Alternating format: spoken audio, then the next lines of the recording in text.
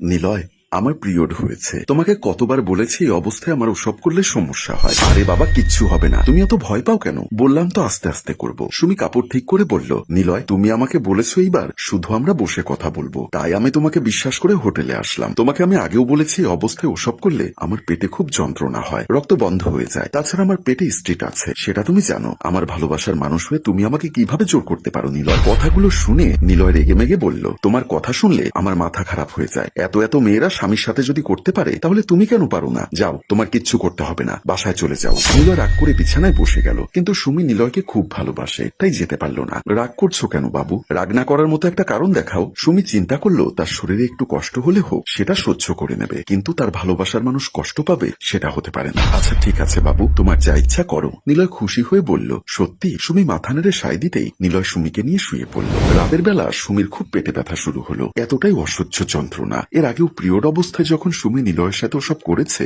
তখন ওর পেটে খুব যন্ত্রণা হয়েছিল। আজ বারবার বোঝানোর পরেও নিলয়ের কথা শোনেনি। পেটে খুব যন্ত্রণা নিয়ে সুমি নিলয়কে ফোন দিল। ওদিকে নিলয় ঘুমের মধ্যে কল আসায় খুব ডিস্টার্ব ফিল করলো। কল কেটে যাওয়ায় সুমি আবারও কল দিল। এক পর্যায়ে বিরক্ত হয়ে নিলয় রিসিভ করে বলল, কি সমস্যা? রাতের কয়টা বাজে? তুমি আমাকে এভাবে কল দিচ্ছ কেন? তোমার জন্য কি শান্তি মতো ঘুমোতেও পারবো না? বাবু, আমার পেটে খুব ব্যথা করছে, খুব কষ্ট হচ্ছে, তোমার কথা খুব মনে পড়ছে। তোমার পেটে ব্যথা হচ্ছে তাতে আমি কি করতে পারি? আমি তো আর ডাক্তার না। পেটে ব্যথা হলে বাসার মানুষজনকে বলো তোমাকে ডাক্তারের কাছে নিয়ে যেতে। কথাগুলো বলে নিলয় কলটা কেটে দিয়ে ঘুমিয়ে পড়ল। সুমি ব্যথায় কাঁদতে লাগলো। পরদিন সকালে সুমি একা একজন ডাক্তারের কাছে চলে গেল। সবকিছু চেক আপের পর ডাক্তার বলল, আপনার পেটে স্ট্রিট আছে, তার উপর আপনি পিরিয়ড অবস্থায় এসব করলেন কেন?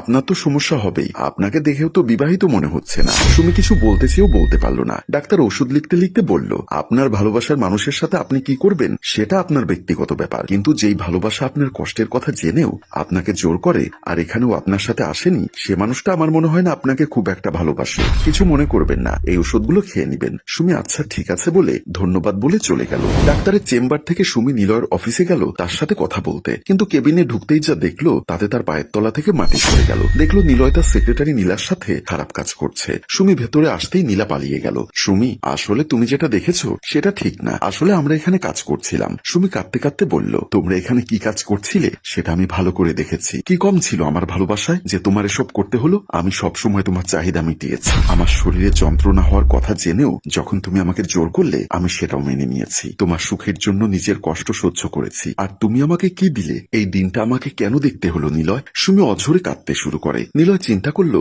এমন মেয়ে হাতছাড়া হয়ে গেলে আর পাবো না। যখন তখন যা খুশি করা যায়, তাছাড়া তেমন কোনো চাহিদা নেই। আর এরকম বোকা মেয়ে বিয়ে করলেই তো লাভ। তাহলে বিয়ের পরও অন্যদের সাথে কিছু করতে গিয়ে ঝামেলা করতে পারবে না। কিন্তু আজকে এখানে চলে আসবে সেটা তো বুঝতে পারিনি। নিলয় সুমির পা ধরে বলল, আমার ভুল হয়ে গেছে, আমাকে ক্ষমা করে দাও বাবু। আমি আর কোনো দিন তুমি ছাড়া কোনো মেয়ের শরীরে হাত দিব না। আমি কান ধরে বলছি, আমার ভুল হয়ে গেছে, আমাকে মাফ করে দাও। আমি তোমাকে বিয়ে করতে চাই সুমি, আমি তোমাকে খুব ভালোবাসি, আমি তোমার সাথে থাকতে চাই। নীরবের কথাগুলো শুনে সুমি গলে গেল। হাজার হলেও সে ছেলেটাকে পাগলের মতো ভালোবাসে। বাসায় গিয়ে যখন সুমি নিলয়ের কথা বলল, তার বাবা হুঙ্কার দিয়ে বলল, আমাদের পরিবারে এসব কিছুর রীতি নেই। আমাদের পরিবারের কোনো মেয়ে বা ছেলে কখনো কোনো সম্পর্কে জড়ায়নি এবং নোংরামি আমাদের পরিবারে চলে না। সুমি বলল, বাবা, কাউকে ভালোবাসা কি নোংরামি? আমি ওকে খুব ভালোবাসি আর আমি ওর সাথে খুব ভালো থাকবো। তুমি যদি পছন্দ করে আমাকে কোনো বড়লোক ছেলের সাথে বিয়ে দিয়ে দাও, আমি মন থেকে সুখী হতে পারবো না, কারণ আমার মন পড়ে থাকবে নিলয়ের কাছে। বাবা, তুমি কি চাও না আমি সুখী হই? আশরাফ শিকদার বললেন,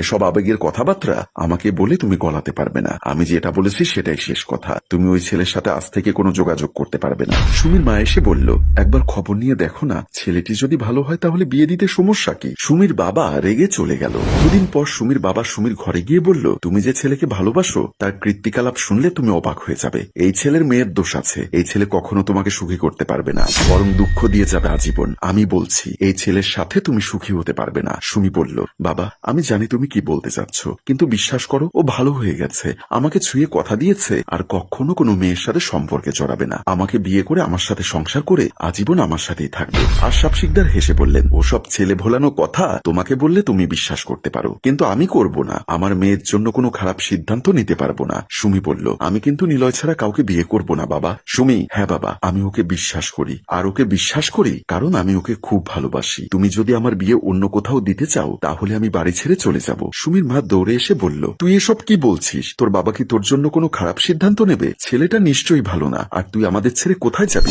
জানি না, তবে যেদিকে দু চোখ যায় চলে যাব। সুমির বাবা বাবা আবার হুঙ্কার দিয়ে বলল, ঠিক আছে, তাহলে তুমি এখন এই ঘর ছেড়ে বেরিয়ে যাও। কি বলছো তুমি এসব? আমাদের মেয়েটা কোথায় যাবে? ওর ভালোবাসার মানুষের কাছে চলে যেতে বলো। আমি যেন ওকে আর এই ঘরে না দেখি। ওই ঘটনার 6 মাস পার হয়ে গেছে। নিলয় ও সুমি পালিয়ে বিয়ে করেছে। সুমি আজ বেশ খুশি, তবে বাবা মায়ের কথা মনে পড়ে। আর তখন নিলয় তাকে আদর করে বলে, দেখবে একদিন সব ঠিক হয়ে যাবে। ওনারা তোমাকে আবার মেনে নেবে। তুমি আবার তোমার মায়ের হাতে রান্না খাবে, আর তোমার বাবাও তোমার মাথায় হাত বুলিয়ে দেবে। আমি তোমাকে খুব ভালোবাসি। আমিও তোমাকে খুব ভালোবাসি বাবু। তাহলে কথা দাও, আমাকে ছেড়ে কখনো কোথাও যাবে না। কেন, তোমার বুঝি বিশ্বাস হয় না? তোমাকে বিশ্বাস না করলে কি আর বাবা মাকে ছেড়ে তোমার কাছে চলে আসতাম? ওনাদের অমতে তোমাকে বিয়ে করতাম? তবুও শুনতে ইচ্ছা করে। নিলয় বউকে আদর করে বলল, আমি তোমাকে ছেড়ে কোথাও যাব না, যাব না, যাব না। কিন্তু এবার অফিসে তো যেতে দাও। সুমি হাসি মুখে স্বামীকে বিদায় দিল। নিলয় চলে যাওয়ার কিছুক্ষণ পর সুমি রান্নাঘরে গিয়ে দেখে নিলয়ের দুপুরের খাবার আজকে দেওয়া হয়নি। ইস, সকালে বাবা মায়ের কথা মনে পড়ে গেছিল বলে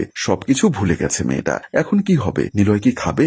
নিশ্চয়ই অফিসের ক্যান্টিন থেকে ভাজা পোড়া খেয়ে পেট খারাপ করবে। না না, তার দরকার নেই। সুমি চিন্তা করলো নিজেই অফিসে গিয়ে দিয়ে আসবে। খাবার হাতে সুমি যখন অফিসে প্রবেশ করলো তখন তার সামনের দৃশ্য তার ভেতর পর্যন্ত নাড়িয়ে দিল। সুমি তার চোখে আবারও দেখলো নিলয় অফিসের সেই সেক্রেটারি মেয়েটার সাথে খারাপ কাজে লিপ্ত আছে। সুমির হাত থেকে টিফিন ক্যারিয়ারটা পড়ে গেল। শব্দে তারা দুজন সতর্ক হয়ে দেখলো সামনে সুমি দাঁড়িয়ে আছে। নিলয় কি করবে কি বলবে কিছুই বুঝতে পারছে না। সুমি খাবারগুলো তুলে টেবিলে রেখে বলল, খাবারটা খেয়ে নিও। নিলয় তার হাত ধরতে চাইলে বলল, আমাকে ছোঁয়ার অধিকার তুমি হারিয়ে ফেলেছ।